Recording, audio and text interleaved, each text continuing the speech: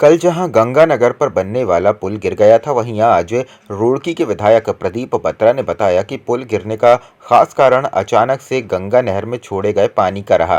प्रदीप बत्रा ने बताया कि गंगा नहर पिछले 20 दिनों से बंद थी और जैसे ही कल इसमें पानी छोड़ा गया तो पुल का शटरिंग भर भराकर गिर पड़ा। उन्होंने कहा कि अब जल्द से जल्द बड़ी सावधानी के साथ इंजीनियर्स की देखरेख में इसका काम कराया जाएगा।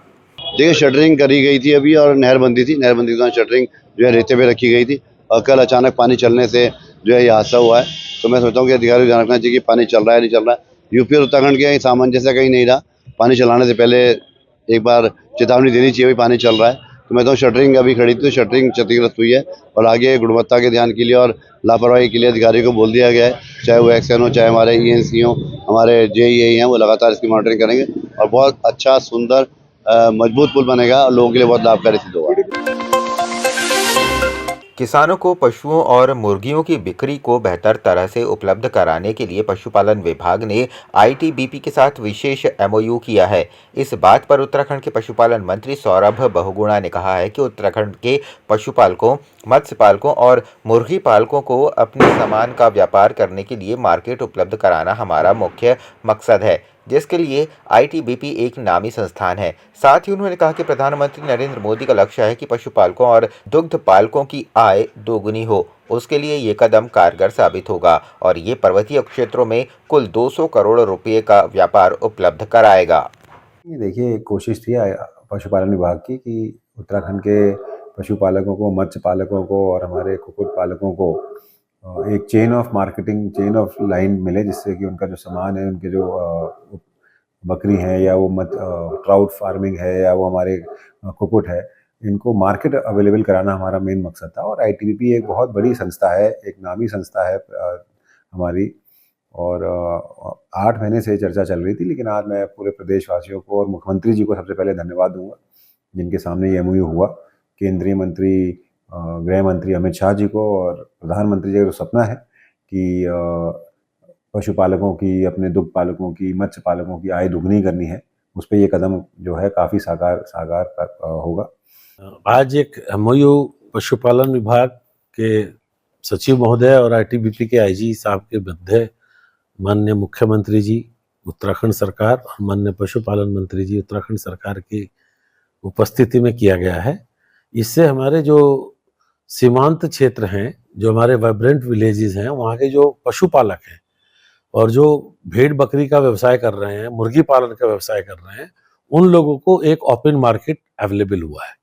इस एमओयू से यह है कि जहां आईटीबीपी अपने जवानों के लिए मांस उत्पादन के लिए बकरी, भेड़ या चिक की सप्लाई मांगेगी, तो वो एक हमें ऑर्डर करेंगे 7 दिन पहले और हम वहाँ के लोकल जो लोग पाल रहे हैं उनसे उस उत्पाद को उपलब्ध कराएंगे। तो इस प्रकार जहाँ आईटीबीपी के जवानों को शुद्ध और अच्छा मांस उत्पादन वाला जानवर मिलेगा, वहीं हमारे किसान भाइयों को और पशुपालकों को उनके उत्पाद का अच्छी कीमत और तुरंत मार्केट की उपलब्धता होगी। ये एक पहल है और ये इंडिया में पहले स्टेट है उत्तराखंड जो इस तरह की पहल कर रहा है और हम आईटीबीपी से जुड़े हैं। उसके आगे जैसे भी इसका सफलता के आधार पर फिर इसके अगले एमओयू की जाएंगे। दीपावली की रात हुई धुआंधार आतिशबाजी ने राजधानी देहरादून, हरिद्वार और ऋषिकेश की साफ हवा को दूषित कर दिया है, जबकि मसूरी और नैनीताल जैसे पहाड़ी इलाके की हवा में भी प्रदूषण घुल गया है। राजधानी देहरादून में AQI का स्तर 269 पहुंच गया है, जबकि ऋषिकेश में ये स्तर 166 पहुंचा हुआ है। हरिद्वार में भी AQI का स्तर 164 देखा गया है। पहाड़ों की रानी कही जाने वाली मसूरी का AQI स्तर 145 नापा गया है। नैनीताल का AQI स्तर भी लगभग मसूरी के जैसे ही है, जबकि सामान्य तौर पर ये काफ़ी कम रहता है। मुख्यमंत्री पुष्कर सिंह धामी ने आज बाबा केदारनाथ के दर्शन किए। मुख्यमंत्री ने सनातन संस्कृति की महानता के प्रतीक 12 ज्योतिर्लिंगों में से एक श्री केदारनाथ धाम में पूजा अर्चना कर बाबा केदार से प्रदेशवासियों की सुख समृद्धि एवं मंगल हेतु प्रार्थना की। मुख्यमंत्री ने इस दौरान देश भर से बड़ी संख्या में आए श्रद्धालुओं, स्थानीय दुकानदारों व सम्मानित पुरोहित गणों से बातचीत कर व्यवस्थाओं के संबंध में फीडबैक भी लिया।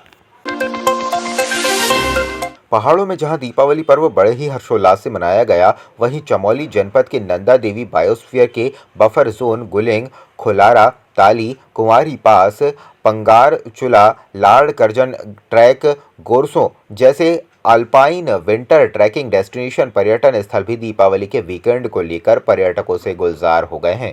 विशेष रूप से जोशीमठ क्षेत्र के अंतर्गत शीतकालीन प्रकृति पर्यटन की सबसे खूबसूरत डेस्टिनेशन कुंवारी पास ट्रैक पर देशी विदेशी पर्यटकों और प्रकृति प्रेमियों का जमावड़ा लगा हुआ है। मैं कोलकाता से आया हूँ जी सर। और मैं हिमालयन जर्नी के साथ हूँ। दिनेश जी है हमारे साथ, हमारे गाइड और हिमालयन जर्नी के प्रोवाइडर। ये 3 दिन के ट्रैक में बहुत मज़ा आया। Dinesh ji each and every point पे हम लोग को गाइड किए, कौन सा क्या माउंटेन है, किधर है, कब क्या खाना मिलेगा, क्या होगा, कहाँ से रूट से कौन से रूट से आना है, बहुत अच्छे से गाइड किया। बहुत मज़ा आया मुझे। I'm from West Bengal, Calcutta. Right now at 12,000 feet, standing at the topmost point of Kuwari Pass. As you can see, the entire Himalayan range behind me.